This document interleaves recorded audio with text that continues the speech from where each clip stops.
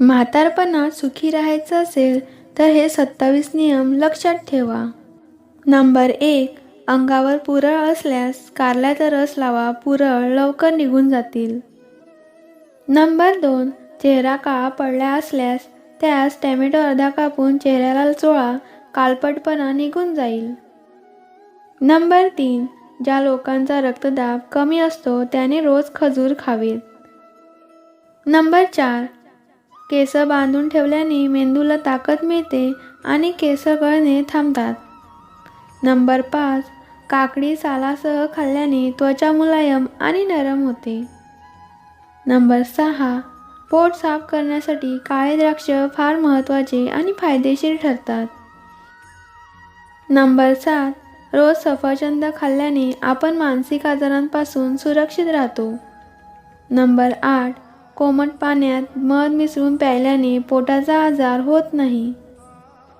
Number 9. डायबेटिसच्या रुग्णांनी दुधी भोपळ्याचं सेवन करणे अतिशय फायदेशीर मानलं जातं.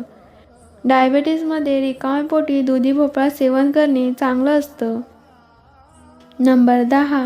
नेहमी ताजे पाणी प्यावे. विहिरीचे पाणी फार चांगले असते. बाटलीबंद असलेले फ्रीजमधले पाणी कधीही पिऊ नये. यामुळे नसानसात तुम्हाला त्रास होऊ शकतो. नंबर 11. जेवणाच्या अगोदर 45 मिनिटं आणि जेवल्यानंतर 1 तासाने पाणी प्यावे.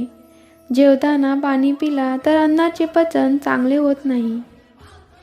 नंबर 12. जेवताना कधीच घाई करू नका. जेवताना नेहमी सावकाश जेवावे.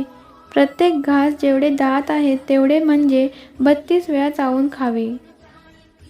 नंबर 13. मधात जिरे मिसळून सेवन केल्याने पोटदुखीपासून आराम मिळतो. त्यामुळे तुम्हाला पाठदुखीची समस्या असल्यास हा उपाय जरूर करावा. नंबर 14. रोज सकाळी 1 सफरचंद खाल्ल्याने शरीरातील अनेक आजारांपासून आराम मिळतो. त्यामुळे रिकाम्या पोटी 1 ॲपल जरूर खावे. नंबर 15. जास्त डोके दुखत असेल तर डोकेदुखीपासून आराम मिळवण्यासाठी सफरचंद सोलून बारीक चिरून ज्यूस बनवा व त्यात थोडे मीठ टाकून सकाळी रिकाम्या पोटी खावे. नंबर 16. पेरूचा थंड प्रभाव असतो. त्यामुळे पोटाचे अनेक आजार बरे करण्यासाठी हा रामबाण उपाय आहे. पेरूचे सेवन केल्याने बद्धकोष्ठता आणि पोट दुखण्याच्या समस्येपासून आराम मिळतो.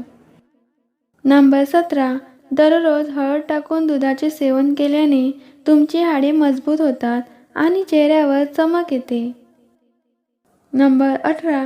म्हातारपणी तुमचा मेंदू काम करायचा कमी होतो. जास्त शिळे अन्न खाल्ल्याने मेंदू कमजोर होतो आणि पचनही बिघडते. त्यामुळे नेहमी ताजे अन्न खावे. नंबर 19. म्हातारपणी दररोज भाजलेले हरभरे खाल्ल्याने तुमचा मेंदू मजबूत होतो आणि स्मरणशक्तीही तीक्ष्ण होते. नंबर 20. जर तुम्हाला बद्धकोष्ठतेची समस्या असेल तर रोज सकाळ संध्याकाळी पपईच्या पानांचे सेवन करावे. नंबर 21. हात किंवा पाय कापला किंवा भाजला असेल तर मध ताबडतोब लावावा.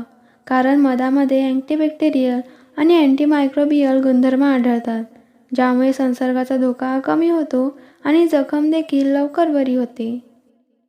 नंबर 22. हिरव्या भाज्यांचे सेवन केल्याने डिप्रेशनला प्रतिबंध होतो आणि रोगप्रतिकारशक्ती मजबूत होते. नंबर 23. तुम्ही जास्त भात खाल्ल्यास तुम्हाला लठ्ठ होण्याचा धोका वाढतो. नंबर 24. तांब्याच्या भांड्यात 8 ते 10 तास ठेवलेले पाणी प्यायल्याने कोलेस्ट्रॉलची पातळी नियंत्रणात राहते आणि वजन कमी होण्यासही मदत होते. नंबर 25. बाजरीची भाकरी खाल्ल्याने गॅस आणि अपचन दूर होते. नंबर 26. आपण रोज हलका व्यायाम केला पाहिजे. त्याने आपले शरीर चांगले राहील. नंबर 27. तुमच्या जेवणात आले आणि ओव्याचे सेवन करा. यामुळे शरीर दुखणे आणि गॅससारख्या समस्या टाळता येतील. मित्रांनो, व्हिडिओ आवडल्यास व्हिडिओला लाईक, शेअर आणि चॅनलला सबस्क्राईब करायला विसरू नका. धन्यवाद.